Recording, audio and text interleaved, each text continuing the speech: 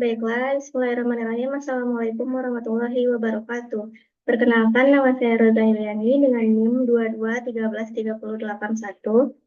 Di sini saya akan menyampaikan mengenai analisis perhitungan break-even point pada usaha miga cuan barbar dalam mata kuliah Teknik Penulisan Tugas Akhir dengan dosen pengampu Bapak Halkadri Fitra, SEMMAK. Untuk yang pertama yaitu bab 1. Latar belakang. Usaha mikro, kecil, dan menengah atau UMKM merupakan salah satu sektor penting dalam perekonomian Indonesia. Menurut data Kementerian Koperasi dan UKM, pada tahun 2021, UMKM di Indonesia mencapai 64,2 juta unit, atau setara dengan 99,7% dari total unit usaha di Indonesia. UMKM juga berkontribusi terhadap 61,07% PDB dan 97% tenaga kerja di Indonesia. Pemerintah Indonesia telah memberikan berbagai program dan kebijakan untuk mendukung pengembangan UMKM. Salah satu program tersebut adalah program kredit usaha mikro atau KUR yang memberikan pinjaman dengan bunga rendah kepada UMKM. Selain itu, pemerintah juga memberikan pelatihan dan pendampingan kepada UMKM untuk meningkatkan keterampilan dan pengetahuan mereka. Meskipun demikian, masih banyak yang perlu dilakukan untuk meningkatkan daya saing UMKM di Indonesia. Salah satu caranya adalah dengan meningkatkan kualitas produk dan layanan UMKM. UMKM juga perlu meningkatkan strategi pemasarannya agar dapat menjangkau konsumen yang lebih luas. Makalah proyek ini bertujuan untuk membantu UMKM dalam meningkatkan daya saingnya. Makalah ini akan membahas tentang berbagai strategi yang dapat digunakan oleh UMKM untuk meningkatkan kualitas produk dan layanan serta strategi pemasaran yang efektif. Selanjutnya yaitu rumusan masalah, yaitu bagaimana perhitungan BEP pada miga cuan barbar dan tujuan penelitian untuk mengetahui perhitungan BEP pada miga cuan barbar.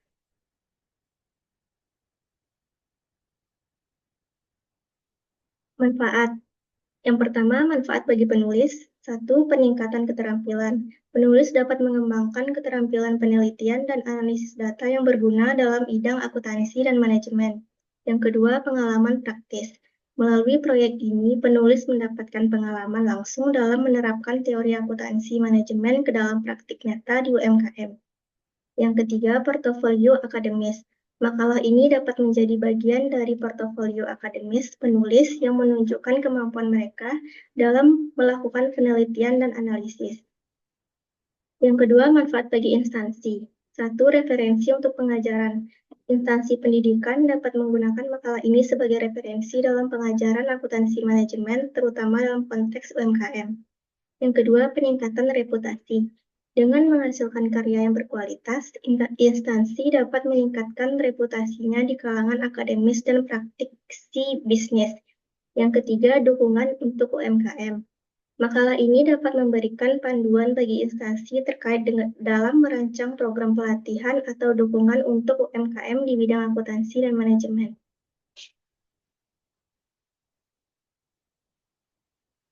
Selanjutnya, manfaat bagi pembaca. 1. Informasi praktis. Pembaca mendapatkan wawasan tentang sistem akuntansi dan strategi manajemen yang dapat diterapkan oleh UMKM untuk meningkatkan efisiensi dan efektivitas operasional. Yang kedua, panduan pengambilan keputusan. Makalah ini memberikan informasi yang berguna bagi pemilik usaha atau manajer dalam membuat keputusan terkait pengelolaan keuangan dan strategi bisnis. Yang ketiga, inspirasi untuk inovasi. Pembaca, terutama pelaku UMKM, dapat terinspirasi untuk menerapkan ide-ide baru yang diangkat dalam makalah ini untuk meningkatkan daya saing usaha mereka. Selanjutnya yaitu bab 2. Tinjauan pustaka. BEP adalah suatu titik atau keadaan di mana penjualan dan pengeluaran sama atau suatu kondisi di mana penjualan perusahaan cukup untuk menutupi pengeluaran bisnisnya. Break-even point yang biasanya dalam bahasa Indonesia disebut dengan titik impas, ini biasanya membandingkan jumlah pendapatan atau jumlah unit yang harus dijual untuk dapat menutupi biaya tetap dan biaya variabel terkait dalam menghasilkan suatu penjualan. Analisis break-even point umumnya digunakan untuk menghitung kapan sebuah usaha atau bisnis atau proyek akan menguntungkan dengan cara menyamakan total pendapatannya dengan total biaya.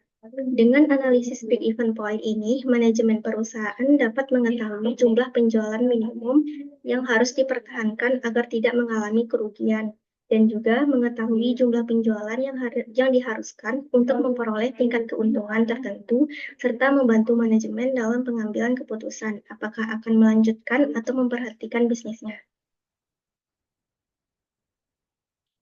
Fungsi dan tujuan. Fungsi yang pertama menentukan titik impas, menganalisis kinerja keuangan, membuat keputusan bisnis, mengukur efektivitas strategi, dan menentukan target penjualan.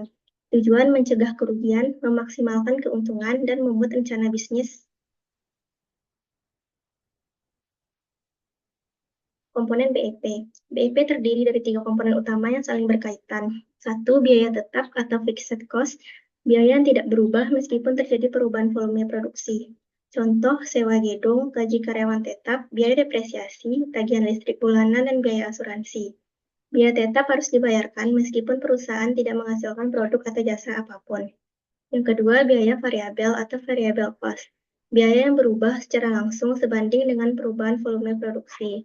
Contoh, bahan baku, tenaga kerja langsung, kemasan produk, dan komisi penjualan. Semakin banyak produk yang dihasilkan, maka biaya variabel akan semakin besar. Yang ketiga, harga jual atau selling price. Harga yang ditetapkan untuk setiap unit produk atau jasa yang dijual.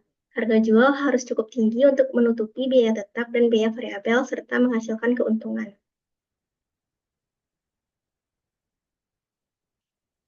Rumus BEP sama dengan biaya tetap produksi dibagi harga jual per unit dikurang biaya variabel per unit, atau biaya tetap produksi dibagi margin kontribusi per unit.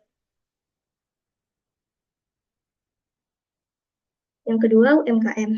UMKM singkatan dari usaha mikro, kecil, dan menengah merupakan tulang punggung perekonomian di banyak negara, termasuk Indonesia. Secara sederhana, UMKM adalah bisnis atau usaha yang dimiliki dan dioperasikan oleh individu atau kelompok kecil. Meskipun skalanya lebih kecil dibandingkan perusahaan besar, kontribusi UMKM terhadap pertumbuhan ekonomi, penyerapan tenaga kerja, dan inovasi sangatlah signifikan. Selanjutnya yaitu bab 3, pendekatan penelitian. Bentuk penelitian. Dalam penulisan tugas akhir ini, bentuk penelitian yang akan penulis lakukan adalah kegiatan observasi atau pengamatan. Menurut Morrison 2017-143, observasi merupakan kegiatan keseharian manusia dengan menggunakan panca indera sebagai alat bantu utamanya. Yang kedua, tempat dan waktu penelitian. Lokasi penelitian yang akan dilakukan oleh penulis dilaksanakan pada Miga John Barbar di Jalan Penguin nomor 7. Usaha ini dikenal oleh Bapak Fadil Muhammad Tabriko Hidayat SPT, berdiri sejak tanggal 2 Oktober 2023. Jenis usaha ini termasuk usaha pribadi. Penulis akan melakukan penelitian selama kurang lebih dalam jangka waktu 1 bulan, yaitu bulan November. 3. Rancangan penelitian. Yang A. Jenis penelitian. Jenis penelitian pada tugas akhir yang dipilih oleh penulis adalah penelitian kualitatif. Menurut Sugiono, metode penelitian kualitatif deskriptif adalah penelitian yang berlandaskan pada filsafat positif yang digunakan untuk meneliti pada kondisi objek alamiah di mana peneliti merupakan instrumen kunci. Tujuan dari deskriptif merupakan untuk menggambarkan suatu dari tinjauan, uraian, serta paparan dari seorang penulis yang berkaitan dengan keadaan lapangan mengenai tentang data dan fakta yang diperoleh sesuai dengan teori-teori yang telah dipelajari.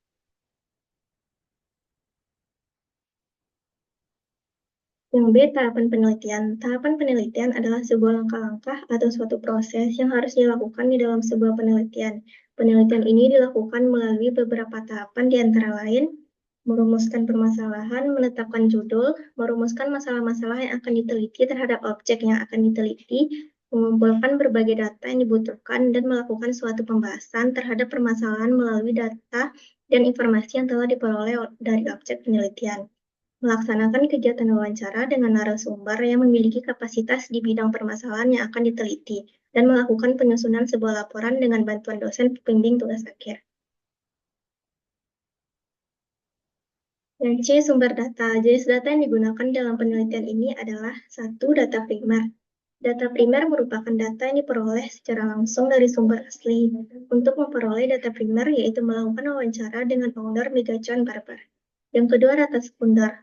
Data sekunder merupakan sumber yang tidak langsung dalam memberikan data kepada penerima data, seperti lewat melalui dokumen. Data sekunder dapat diperoleh melalui dengan membaca, memahami, mempelajari melalui media lain atau data yang berasal dari perusahaan yang berkaitan dengan permasalahan yang diteliti. Yang D, teknik pengumpulan data. Satu, pengamatan atau observasi. Observasi adalah sebuah kegiatan pengamatan langsung di lapangan terhadap kegiatan pengendalian internal pada mie gacuan barbar. Yang dua, pengumpulan data atau documentation. Wawancara merupakan sebuah teknik pengumpulan data yang digunakan oleh penulis guna mendapatkan ketenangan secara langsung melalui kegiatan tanya jawab terhadap owner mie gacuan barbar. Sekian presentasi saya. Apabila ada kata-kata yang salah, saya minta maaf. Saya akhiri dengan Assalamualaikum warahmatullahi wabarakatuh.